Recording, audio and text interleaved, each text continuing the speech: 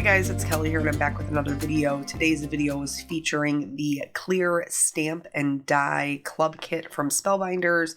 That is the stamp, that is the die. This is another word die I thought I was going to use, but I didn't end up using. So heading into this, I kind of wanted to create two different looks from the same supplies. I know we're all trying to kind of like stretch our supplies and get more bang for our buck, and so I wanted to just show that even like using the same things, you can get two similar but different looks. So I'm going to stamp these down. This is Unicorn Pigment ink from Hero Arts. I'm going to stamp these down. I'm going to heat set them, and then I'm going to do some colored pencil on top of them for a no line coloring look. So if you're not familiar with Spellbinders club kits, they're fantastic, honestly. They're a great deal. So this particular kit is $17.50, and the actual worth of the kit is over $30. So it's a great way to kind of add to what you have. But by doing the bundle, by signing up for the kit, it's much cheaper. So here I'm just heat setting them before we get into the coloring. You can't... People have asked this before, can you buy the kit without subscribing? And you can't, but you can cancel your subscription at any time. And if you really love a kit, it might be worth it to get it and then cancel. Or alternatively, they do offer them after the month is up. They will show up in the store, but it's kind of like a when they run out, they run out. Here, what I'm doing is I was struggling a little bit for color combinations that weren't the same, the same old thing that I always do. And so I went on Pinterest and I started looking at my board for color combinations. And I found this one that was like a light pinkish purple, dark pinkish purple, a teal, silvery gray color, and a navy. And so that is how I picked my color palette. For the actual coloring, I'm going to be using a white base, and this is just going to help my colors be a little bit brighter on this darker colored cardstock. And so I will use my white colored pencil, and then I will color the same way that I color with my Copics for the most part. I do like to do a little bit of mapping with my darkest color, kind of like in the middle, just so I don't lose my lines when I'm doing no line coloring. You could alternatively do your darkest color to map your lines out first and then do your layered coloring on top of it. So I will start with white and then I will go through out to my darkest color, and then usually I will do another layer of white and then go back through my colors. I'll explain this a little bit more, but I want to make sure that I get done the sale portion. So, I mean, and I don't mean like me selling you things. I mean telling you that they're having a sale. Spellbinders is actually having a sale. It's a pre-holiday sale, and there's a lot of these previous club kits. So if you saw one that you really loved and didn't want to pick it up because you didn't want to subscribe, they have a lot of those in there. They also have a lot of other standalone stamps and dies. Like, I mean, some of these things are $1, like literally $1.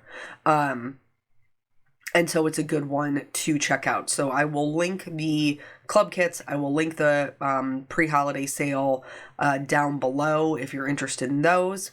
And now we can go back to the coloring. So like I said, alternatively, you can map out with your darkest color. And sometimes I do that as well. If it's something like the way we're looking at this now, the leaf that's up top, it's got a lot of lines in it, and I didn't want to lose the detail in the lines. So I did map those out with my darkest color, meaning I just went over them with my darkest color to maintain the lines as I was adding my shading. And this is a really great technique to get a no-line look that's not super challenging because this beautiful image is already stamped down there for you, and you just have to color on top of it. I did speed up I showed you this like regularly, but I did end up having to speed up the coloring. I wanted you to see at least a little bit of everything, and not just be like, hey, how did she do that? Or, oh, well, the berries is what I wanted to see, and she cut it out. So I did leave it all in, but I did just have to speed it up just a little bit more, to keep everything kind of like in a timely fashion. So I don't use colored pencils often. Copics alcohol markers are more my go-to, just because for me, colored pencils really take a long time. That's not the case for everybody, and I'm sure the more you use them, the faster you get. But because you can get such solid color, the way that colored pencils work is they fill up the fibers of the paper. And so the more layers you add, the smoother it gets, the more solid it is. And a lot of people have a tendency to want to go in right at the beginning and just lay down a ton of color. And what ends up happening is their colors don't blend great and their hand gets really sore because you're putting down a ton of pressure. If you find that you're putting down a ton of pressure, which was my problem for a very long time, back your hand up on the pencil. It's not going to change the amount of control you have, but it actually takes away your ability to put down a lot of pressure. So you just want to work in light layers. But for me, this is really no different than my alcohol markers because I do those lightest to darkest, darkest to lightest. So if I do my colored pencils the same way with those two layers plus adding the white in, all of that is helping to fill up the fibers of the paper and giving me a really solid color and a really good blend. So just some things to note if you prefer colored pencils or you want to try this technique. That's the other thing with the colored pencils. You can work on darker colored cardstock and really get some vivid, bright colors, which you just wouldn't be able to do with alcohol markers because they absorb into the paper. So if your paper is dark and you put color on top of it, then your color is dark. They're not true colors. Where with the colored pencils, they sit on top, like they fill up the fibers and then they lay on top. So it gives you really vibrant color that is beautiful. So sometimes, even though it takes me a long time, I just got to commit to it because I feel like that's how the image would look best. And so that's what you have here. That's how we made these choices. I think that these particular stamp sets are really pretty. I love kind of like the little filigree with the leaves and berries that's coming off there. I think that you could make this holiday or not. I chose not to because, as you guys know, if you've been watching my videos, I'm a little bit holidayed out at the moment. And so I just took it as an opportunity to just sit and color and enjoy my image as a non-holiday card. So I decided to do the little, like the filigree, the little scroll work navy, but I didn't really have, I couldn't really find a good combination that I liked that was going to be dark enough to be a true navy. And so what I ended up doing was using a medium blue, a dark blue, and then black. And then for these ones that have like the outline, like they're an outline and then they have the lines in between, which I think is really pretty. I just made sure that my pencil was super sharp and I only went over those thin lines with my dark blue. Same thing with the ones that I did teal. I only went over those thin lines with the dark teal because that just seemed to kind of make sense. But I also wanted them to look a little bit more dimensional. And so you'll see when I'm adding shading to them, I am kind of making the end of it a little bit more round by bringing up my shading in almost like a little circle or a little swirl and then adding shading underneath that. And that's going to give them more dimension and give the end of that like scroll a more round appearance, a more ball-like appearance. And so the reason I can get away with using the blue or the black for the darkest color of my blue is exactly what we talked about. Because they blend together in the fibers and lay on top, I know that I can go over the black with my darkest blue, and it will give the appearance of being blue instead of black. So here, going back in and blending with my white pencil, it looks a little crazy. That's okay. We're going to add more shading on top of it to make it look blue. The other nice thing about colored pencils is it's super easy to do a highlight. Like, it's so easy because it sits on top of the rest of the shading that we've added. So after I go back through and blend these out, you can tell at this point, obviously we've sped this up. There's no way I'm coloring this fast. Maybe some people can, but it's not this girl. But so once I go back in and add my shading, when I get all the way out to the end, I can go back in with my white pencil and give myself some pretty good white highlights that will again help my image look more dimensional. So yeah, just really, I think it's a really well put together stamp, and I think you could use it for a bunch of different things, which I am always a fan of because I like stretching my supplies. Here's that white highlight I was talking about. So as far as life goes, so this week's been a little bit wild, which, you know, I think that just happens. Like, things just pop up and you just kind of roll with what's happening. So Monday, I told you guys my sister's dog passed away. And so then, you know, I went to work like normal, but I was trying to kind of check in on her. And then Tuesday was election day, so I needed to go vote. And thankfully for us, like, the place that we vote is really not, it's like 10 minutes away from the house, and it's on the way to Caitlin's daycare. So Eric left work and he was like, hey, I'm going to go straight from work to vote. And I was like, okay, that's fine. I planned on doing it on my way to get Caitlin. So I'm leaving to go vote. I pass him on the street. He had sent me a text and he was like, it's kind of busy. And then he sent me another text like 2 minutes later and he was like, I lied. Once you get inside, it's super fast. But I had never, and it's just something that slipped my mind, I had never updated my voter registration to reflect my new last name. So I had to do a little bit of research to figure out if I needed to do a provisional ballot or not.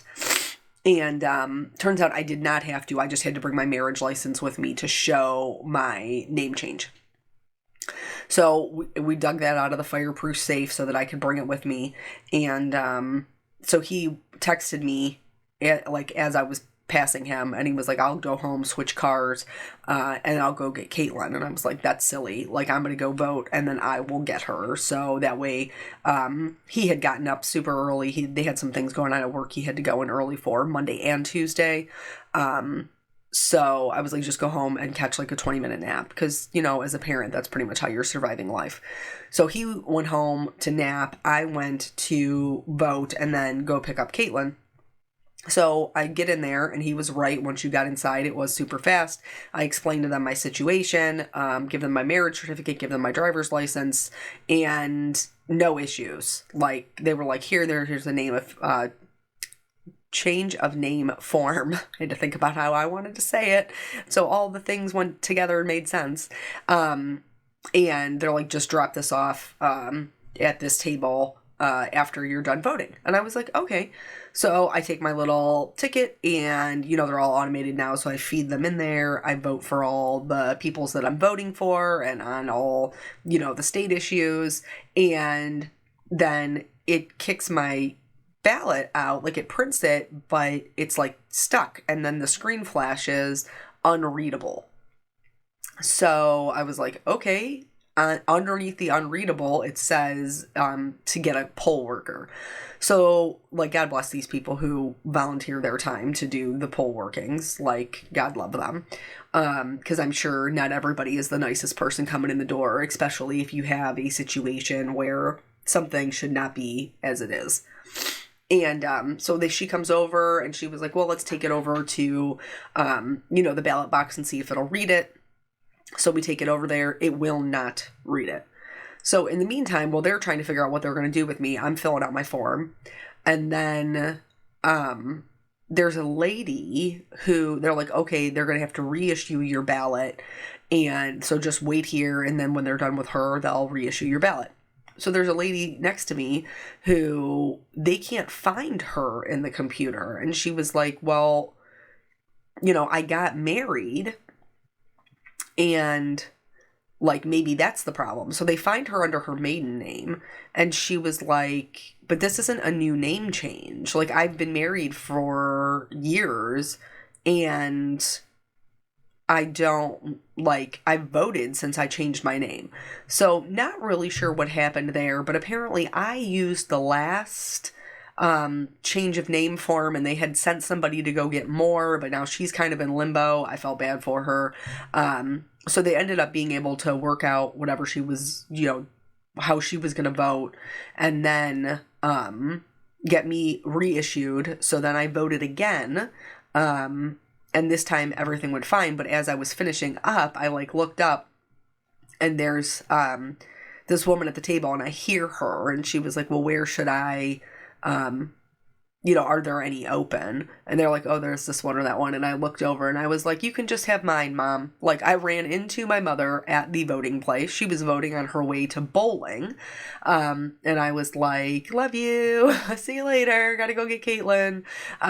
So I was teasing her and I was like, why did you wait until 5:00 when it was going to be the busiest to go vote, because they're retired. And she was like, I just figured I'd do it on the way to bowling. And I was like, well, that makes sense because I was doing it on the way to get Caitlin, even though I knew it was going to be busy. So that was fine, even though after all things were said and done, I don't think anybody that I voted for got elected. And I don't think any of the state issues that I voted on went the way that I voted. So, I mean, I would never not go and not exercise my right to vote. But it didn't really end up working out for me. So, yeah, there's that. And that was Tuesday. Let's go back to the card here. So now at this point, everything's colored. Everything is die cut out. And I have these arches. These are the essential arches. And I have this tuft 3D embossing folder. And these are going to be the other items that we're using to make two different cards. Again, there is that sentiment in the background that I chose not to use because I was like, meh, no. So here, I just wanted to show you, it says Spellbinders on the front of the, what is this? The 3D embossing folder. I like to add water to mine so I get a really good impression, but you want to add it to the back. So find where it says the Spellbinders and then flip it over. So that way, you're spraying the back of the card and there's not going to be any issues with, and this is especially helpful if you've done inking on the front of your card. So I ran it through with white, and now this one, I die cut the arch first, and now I'm going to do the same thing. I'm going to put it down front facing the front, and then I'm going to spritz the back, and then I'm going to run it through. Don't think just because you have the 3D embossing folders, you can only use them as a background. You can use them to emboss your die cut pieces as well to add just a little bit of texture and not a full background of texture. I have each of my grays. Just for, in case you're interested, they are charcoal and graphite, let me double check. Yep, granite from Hero Arts. And then I'm stamping in that same pigment ink that we, stamped our flowers in, but this time I'm going to emboss it. So I'm not going to take the time to dry it down like we did with the, flowers so that I could color on top of them. I'm going to emboss the sentiments using a white detail embossing. And these were just little scraps that I had left over that were big enough for my sentiments. You don't have to use two different colors of gray. I was just curious when I started doing my coloring if I would like it on a lighter gray or a darker gray. So I just did both. And then I'm going, in the kit, they have coordinating dies for the sentiments as well, which I always appreciate, and so I'm going to cut them out and then we will get into the building of the card. So I'm trying to think, what was Wednesday? I feel like we had something going on Wednesday too, but I'm not 100% positive what it was. And then yesterday I did my live for Honeybee, Oh, here, these are the gems from Spellbinders. I ended up going with the sapphire ones, but the prism would have worked well also. The prism are just my favorite, and so I try to hoard them. I'm going to be honest, I hoard them. I don't want to put them on everything, but the sapphire matched the blue really well, and they did end up being very pretty. So for placement, you could do them the exact same way. I chose to kind of mix it up. And it's so funny, like looking at these cards and how your eye works with perspective, because the card on the right, because it has bigger elements, actually appears to be bigger, but they are the same size. Like the card bases are the same size, but the one on the right almost looks like it's a 5x7. So for the first card with the smaller arch, the 3D embossed background, I am going to glue everything flat. You obviously can add dimension, and I will on the second one, but I just wanted them to be a little bit different. This one will be easier to mail, so I glued that down flat to my embossed background, and then I am going to glue my die-cut flowers down flat as well, and then the sentiment. I really like the way that this came out. I really like the color combination, probably because it's got a lot of blue in it. But just, I feel like it looks a little bit different than the things that I normally make, and I think that the big reason for that had to do with the color palette that I chose. So don't be afraid to kind of like break out of your box and find a different color palette than what you normally work with. You could end up finding one that you really enjoy. So once that's together, like I said, for this one, I am going to pop it up. This is the extra wide foam tape from Picket Fence. So I am going to put that down. I filled in the little strip at the top, and then I used some liquid adhesive just to give me a little bit more wiggle room. So the live for Honeybee actually went really well yesterday. Like so much better than the first time. So I'm glad that we tried again. We ended up coloring polar bears, well, and penguins, the adorable penguins. So we ended up doing that and kind of showing the difference between coloring them during a day scene and during a night scene. We also did some super quick smushy like watercolor backgrounds for our scene, and it was fun. It was nice to not be super stressed out trying to do a live. So I will probably try to do them on my own channel. I will just have to do them during the day.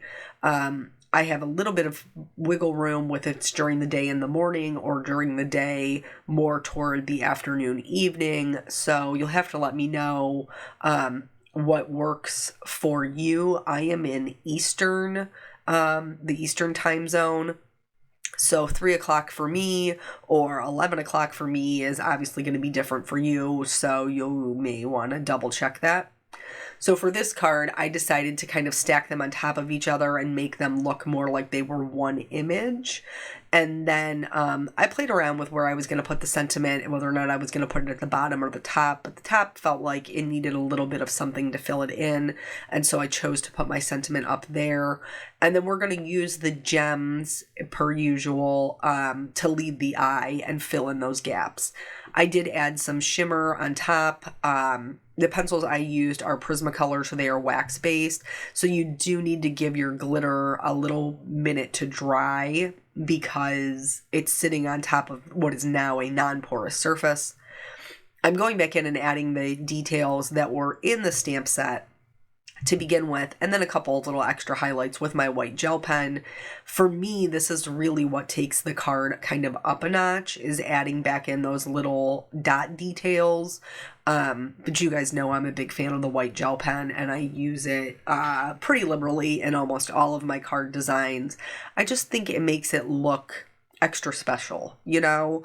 Not that a handmade card isn't extra special on its own, but I just really feel like it makes it like a wow factor.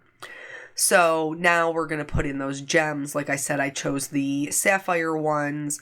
The one on the left needed substantially less than the one on the right. The one on the right, I have a little bit more arch showing, and so I needed to use a few more to kind of connect that with the sentiment and fill in that space.